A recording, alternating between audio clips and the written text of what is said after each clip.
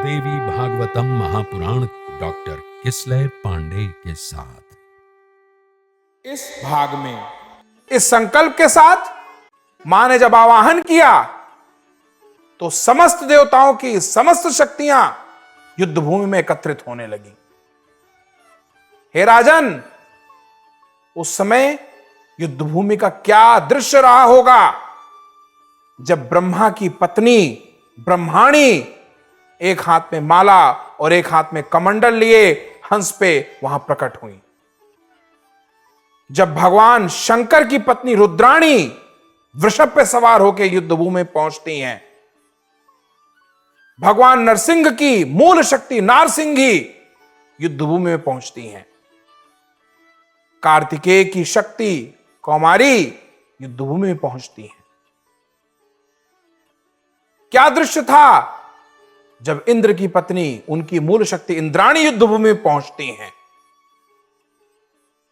और क्या दृश्य रहा होगा जब साक्षात भगवान विष्णु की मूल शक्ति वैष्णवी गरुड़ पर सवार होकर युद्ध भूमि पहुंची। ऐसे हर देवता की मूल शक्ति वहां पे प्रस्तुत हो गई और मां के इर्द गिर्द खड़ी हो गई। मां ने सबको आदेश दिया कि तत्काल आप लोग शत्रु शमन में लग जाइए। और वो देखते ही देखते ऐसे शत्रुओं का शमन करने लगी जैसे कोई कुशल पाकाचार्य शाक व कंदमूल को काटता है। मां ब्रह्माणी के कहने ही क्या, उनके तो जल छिड़कने मात्र से कोसों कोस तक शत्रु की सेना मृत्यु को प्राप्त हो रही थी। मां वाराही तो एक बार सूंघने मात्र से कई अक्षौणी सेना को लील जा रही थी। मां नारसिंही एक बार में न जाने कितने कितने राक्षसों को चीर दे रही थी, फाड़ दे रही थी। और वैष्णवी मां का तो कहना ही क्या, मां के आदेश पे ये सारी शक्तियां अपने प्रचंडतम स्तर पे आ गई थी। उधर रक्त बीज से वध करते समय मां ने यह देखा कि उसकी रक्त की बूंदों से अनगिनत रक्त बीज पैदा हो रहे थे। और वो अकेले ही नहीं, अपने साथ कई अक्षौणी सेना के साथ प्रकट हो रहे थे। मां ने पहले अपना मनोरंजन किया, तरह तरह से उसका वध किया। वो फिर प्रकट होता था, फिर उसका वध करते थे। जब मां का विनोद समाप्त हो गया तब उन्होंने मां कालरात्रि को यह आदेश दिया कि अब इसका वध करती हूं और आप इसका रुधिर पान करिए। जिसके बाद वो दृश्य उत्पन्न हुआ कि राक्षस तो राक्षस, देवता तक दहल गए। एक तरफ मां ने रक्तबीज के उन संपूर्ण स्वरूपों का वध करना शुरू किया, दूसरी तरफ मां कालरात्रि ने उनका रुधिर पान करना शुरू किया। यह दृश्य अत्यंत भयानक था। सबके प्राण कंठ में जाके अटक गए। ऐसा दृश्य किसी ने नहीं देखा था, स्वयं रक्तबीज ने नहीं देखा था। देवताओं की तो बात छोड़ दीजिए। जब तक मां को रुधिर पान करना की था, उन्होंने रुधिर पान किया, उन्होंने रक्त पान किया। उसके बाद वो समूल रक्तबीज को निगलना शुरू कर दी।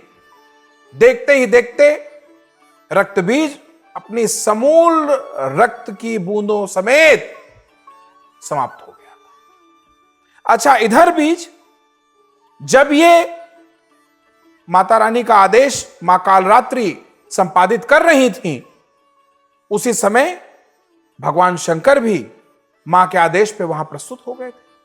भगवान शंकर ने पूछा, मां मेरे लिए क्या आदेश? तो मां ने कहा, आप जाइए और शुंभ निशुंभ को तत्काल ये सूचना दीजिए कि इसी क्षण स्वर्गलोक छोड़ दें और पाताल की तरफ प्रस्थान करें, वरना तत्काल युद्ध के लिए प्रस्तुत हों। ऐसा आदेश उन्हें कह सुनाइए।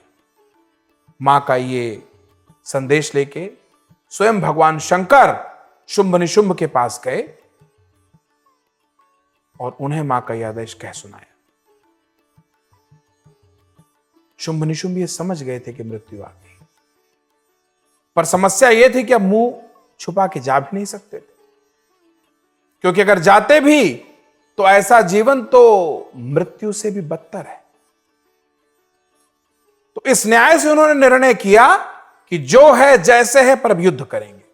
तो वो दोनों भाई भी अपने साथ अपनी सेना लेके युद्ध भूमि के लिए निकल पड़े। इधर मां ने भगवान शिव को अपना दूत बना के भेजा था, इस कारण मां का एक नाम शिवदूती भी पड़ा। इसके साथ एक बात और बता देना आवश्यक है कि जब मां कालरात्रि ने इतनी कुशलतापूर्वक चंडमुंड का संहार किया था, तो मां ने प्रसन्न होकर मां कालरात्रि को यह वरदान दिया था कि हे देवी, आज के बाद इस जगत में आप चामुंडा नाम से भी पूजी जाएंगी। इस वरदान के साथ मां कालरात्रि आज भी हर लोक में, क्या ये धरती लोक, क्या और लोक, क्या पाताल लोक, हर लोक में मां चामुंडा के नाम से पूजी। महाराज जन्मेजय को महर्षि वेदव्यास आगे बताते हैं कि भगवान शिव के संदेश को पाकर शुंभ निशुंभ अपनी समूल सेना के साथ युद्ध के लिए युद्ध भूमि में प्रस्तुत हो गए। उस समय युद्ध अपने प्रचंडतम स्तर पे था।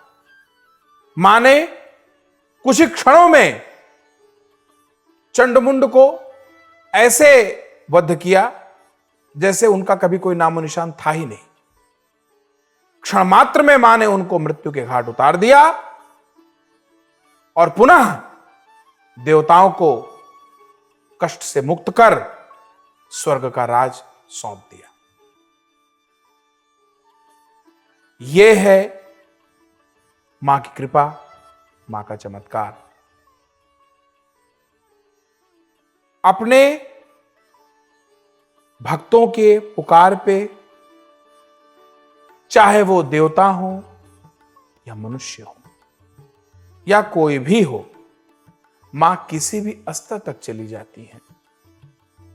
वस्तुतः महर्षि वेदव्यास यही बताना चाह रहे थे महाराज जन्मेजय को।